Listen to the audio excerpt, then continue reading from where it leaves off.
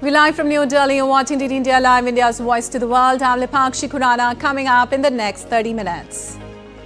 World Telecommunications Standardization Assembly 2024 kicks off in New Delhi. Prime Minister Narendra Modi says India's digital vision worked on 4 pillars.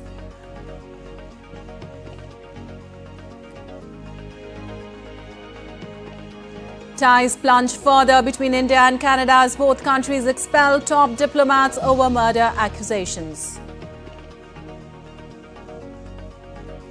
SCO Summit in Pakistan. India's External Affairs Minister Dr. S. Shankar to attend key diplomatic talks in Islamabad. Russia seizes one more settlement in Ukraine's Zaporizhia region while Ukraine repels Russian attacks. South Korea military fires warning shots after North destroys border roads.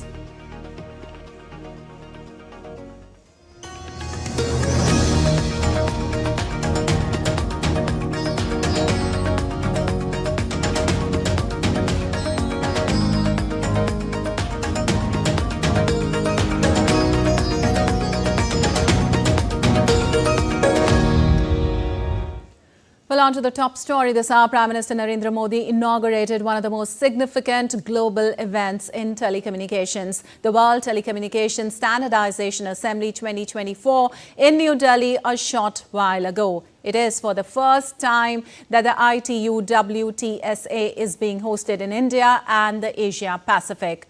Hosting the event will provide the country an opportunity to play a key role in shaping the global telecom agenda and to set the course for future technologies. PM Modi also inaugurated 8th India Mobile Congress 2024, Asia's largest technology expo. Prime Minister inspected the exhibition along with India's Communication Minister Jyotiraditya Scindia. While addressing the event, PM Modi said India's digital vision worked on 4 pillars. Those are cheaper devices, connectivity, reaching all corners, and affordable data and digital first.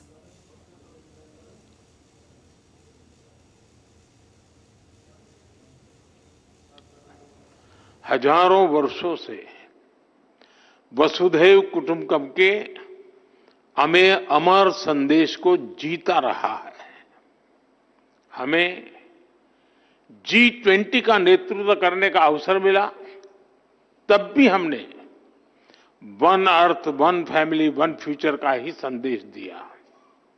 Bharat दुनिया को conflict से बाहर निकालकर connect करने में ही जुटा है। प्राचीन सिल्क रूट से लेकर आज के टेक्नोलॉजी रूट तक भारत का हमेशा एक ही मिशन रहा है, दुनिया को कनेक्ट करना और प्रगति के नए रास्ते खोलना। Well, addressing the ITU World Telecommunications Standardization Assembly, India's Minister of Communications, Jyotiraditya Scindia, hailed the changes incorporated in the Telecommunications Act 2023 to address the challenges of the digital era. He said the amendments reflected government's commitment to fostering innovation and enhancing connectivity. The recent changes to the Telecommunications Act 2023 is a case in point. It has been designed such a way so as to modernize India's telecom framework, drawing light upon hitherto unaddressed areas such as the high potential sector of satellite communications, addressing the challenges of the digital era, the most important being cyber security. The telecom sector, much like other growth critical sectors in India, is aggressive, is ambitious, and its outlook in our journey from our Amrit Kal to our Shatabdi Kal is to lead the world. Well, addressing the event, the chairman of Reliance Jio, Akash Ambani, said there's an unusual synergy between government and industry to deliver world-class services to satisfy the needs and expectations of 1.45 billion Indians. Because of your encouragement to the industry and innovation, India has been digitally transformed by perhaps the biggest digital revolution in history. In New India, in Modi ji's India, there's no more business as usual. Rather, there's unusual synergy between government and industry to deliver world-class services to satisfy the needs and expectations of 1.45 billion Indians. As a representative of Young India, I thank you for your incredible connection with the youth and for inspiring us to pursue impossible-looking goals. As we say in Hindi, Modi hai to mumkin hai. Well, the event is being held on the theme of The Future is Now. It will showcase 5G use cases from telecom companies, besides announcements related to cloud and edge computing, IoT, semiconductors, cybersecurity, green tech, SATCOM, and electronics manufacturing. The event will also showcase over 400 exhibitors, about 900 startups, and has participation from over 120 countries.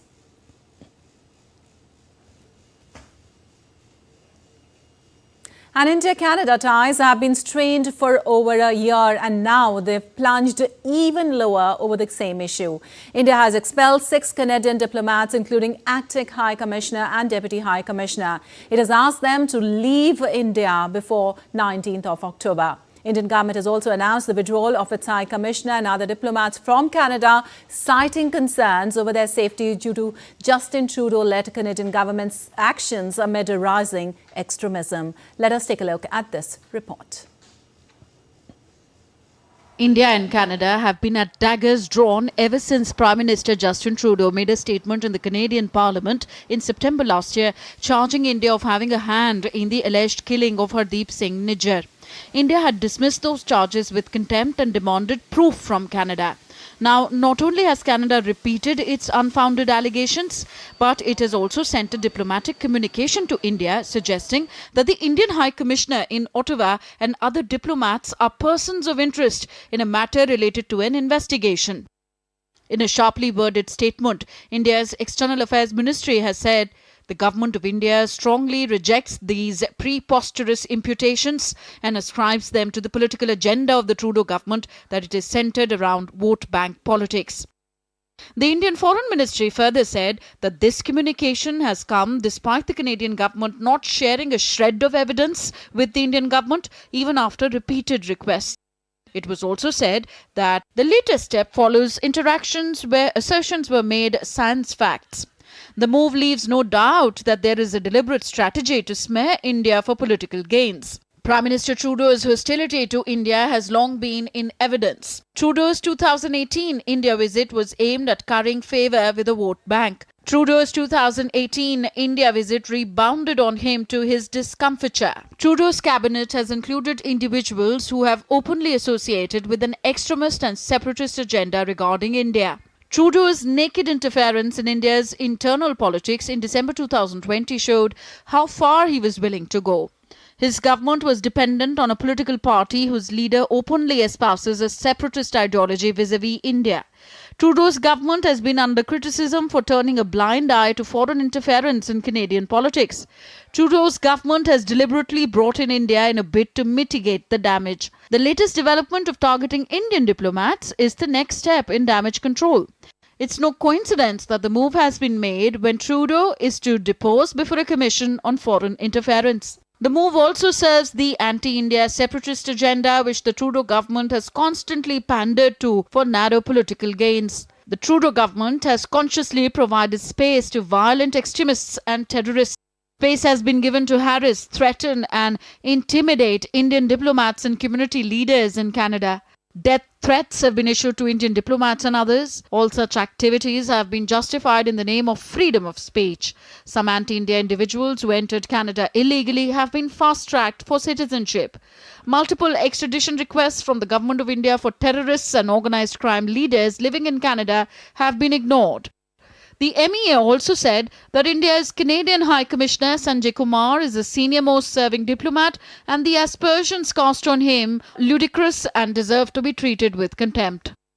India also went to the extent of saying that it has taken cognizance of the activities of the Canadian High Commission in India that serves the political agenda of the Trudeau regime. Canada had to withdraw 41 diplomats from Delhi last October when India demanded parity over diplomatic representation. Canada has the second largest Sikh community in the world after India, making around 2% of that country's population. Sikh separatism, stamped out in India, has found shelter there and holds political sway in some pockets. National elections are due in Canada in October 2025, and an increasingly unpopular Trudeau government is doing all it can to play vote bank politics with an issue critical to India's national security. With Gautam Roy, Tanvi Taneja for DD India. Well, India's External Affairs Minister Dr. S. Shankar will visit Pakistan today to attend the Shanghai Cooperation Organization Summit. This would be the first high-level visit from India in years amid continuing strain in ties between the two neighbors, ahead of which leaders have started arriving for the heads of government gathering in the Pakistani capital, Islamabad. Chinese Premier Li Qiang landed this morning, becoming the first Chinese premier to visit Pakistan in 11 years. The Pakistan government has also announced a 3-day public holiday in Islamabad with schools and businesses shut and large contingents of police and paramilitary forces deployed. The 23rd meeting of the SCO, which comprises 9 full members, including China, India, Iran and Russia, is scheduled for Tuesday and Wednesday. And on to some weather updates from India now. The Meteorological Department has predicted heavy to very heavy rain for Chennai, capital of the southern state of the Tamil Nadu. Tamil Nadu government has declared a holiday for schools and colleges in Chennai and nearby districts. This decision was made during a review meeting chaired by Chief Minister M.K. Stalin on Monday. The CM also directed authorities to issue an advisory for IT companies in the affected districts to allow employees to work from home till 18th of October. The withdrawal of the southwest monsoon has progressed rapidly and is anticipated to end within the next 4 days, making way for the much-awaited northeast monsoon. And the Indian Navy launched the first ship of the 2 multipurpose vessel project in southern India's Kattupalli. The ship has been named Samarthak, which means supporter, and is synonymous to the multi-dimensional role envisaged from the platform. The launch of the vessel by the private Indian shipyard showcases Indian Navy's strides in indigenous shipbuilding in consonance with vision for Atmanirbhar Bharat and Make in India initiative. These multi-purpose vessels will be capable of towing ships, launch and recover various targets, operate uncrewed autonomous vehicles and act as a trial platform for various indigenous weapons and sensors under development.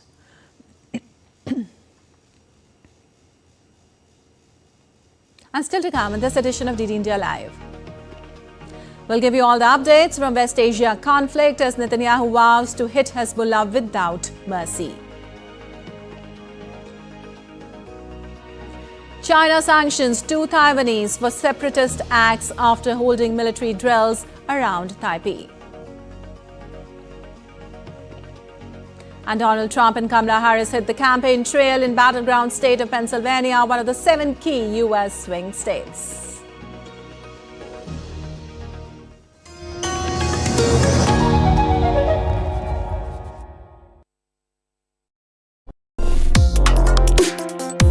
Complex issues, hidden agendas, twists and turns, strategic games.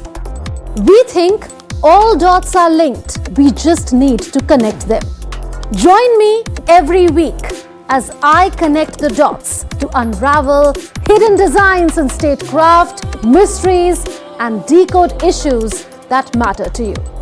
Watch Connecting the Dots with me at these times on DD India.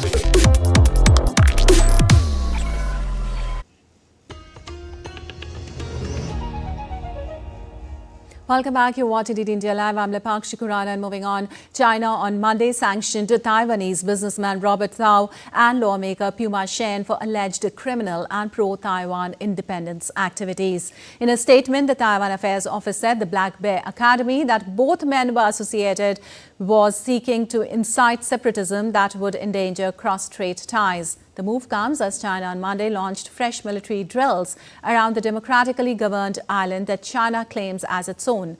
Beijing said the drills were a warning against separatist acts of Taiwan independence forces while denouncing Taiwan leader Lai Ching-te of the DPP.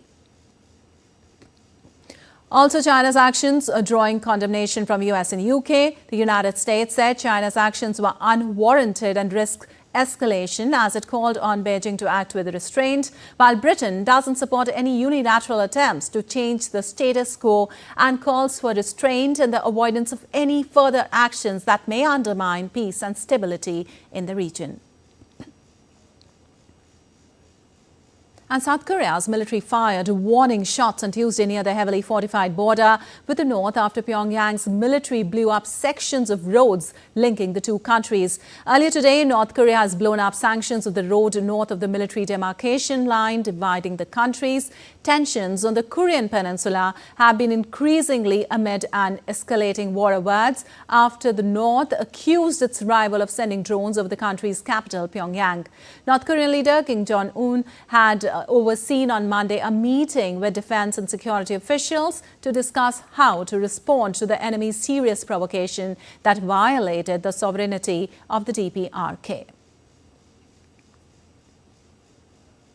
And updates from West Asia conflict now. Israeli Prime Minister Benjamin Netanyahu on Monday vowed to hit Hezbollah without mercy a day after group's deadliest strike on Israel. Hezbollah's drone attack on an Israeli base killed 4 soldiers on Sunday, while several others wounded in the attack. Israeli Prime Minister Benjamin Netanyahu visited the attack site in south of Haifa and vowed to continue to strike Hezbollah without mercy.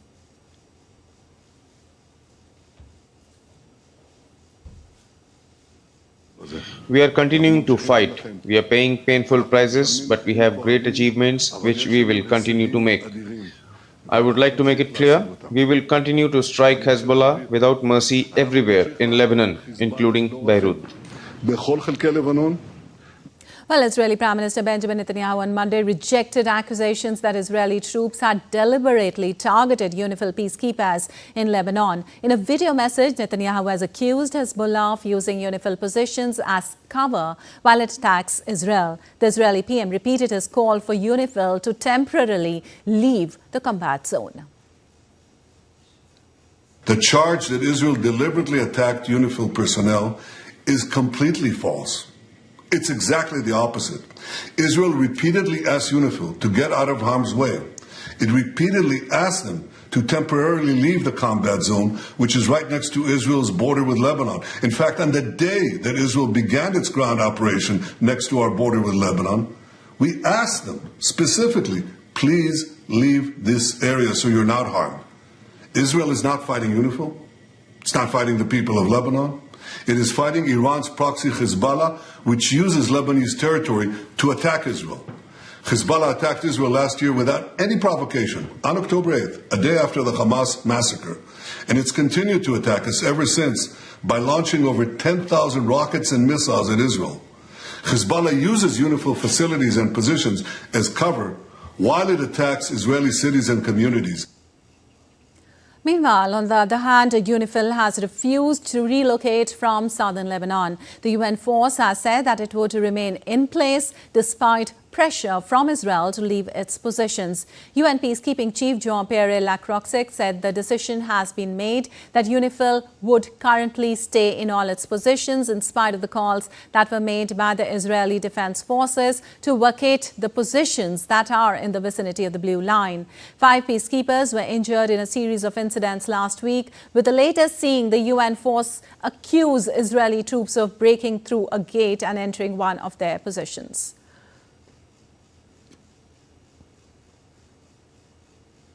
And the UN Security Council for the first time on Monday expressed strong concerns over peacekeepers being wounded. The UNSC has released a statement expressing support for UNIFIL forces after several days of attacks on UNIFIL positions in southern Lebanon.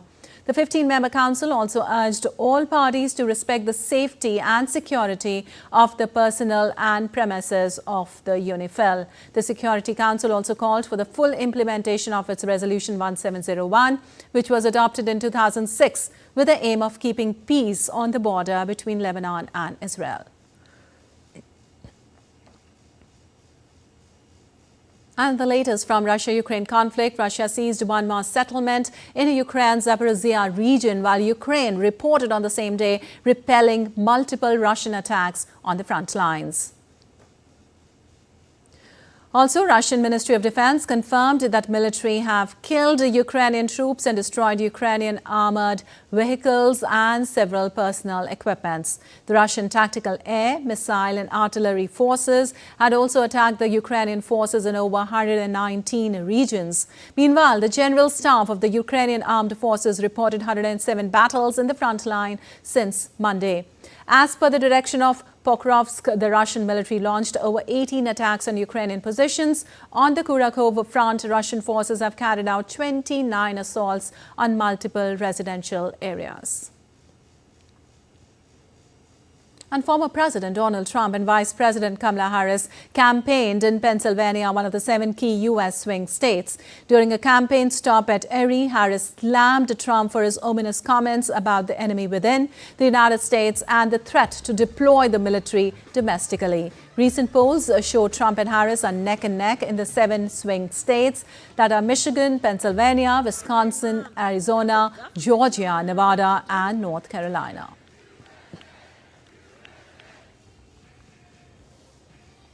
Trump, I think in our collective opinion, certainly mine, is an unserious man.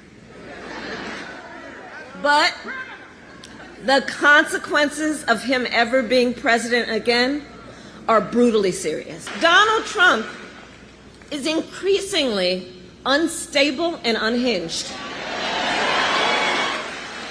And he is out for unchecked power. That's what he's looking for.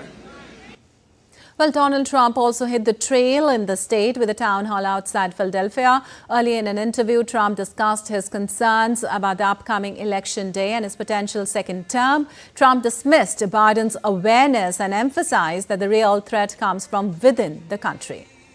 Of care we have, it's incredible. What do you think? That looks a little bit. I think the bigger problem is the enemy from within, not even the people that have come in and destroying our country. By the way, totally destroying our country.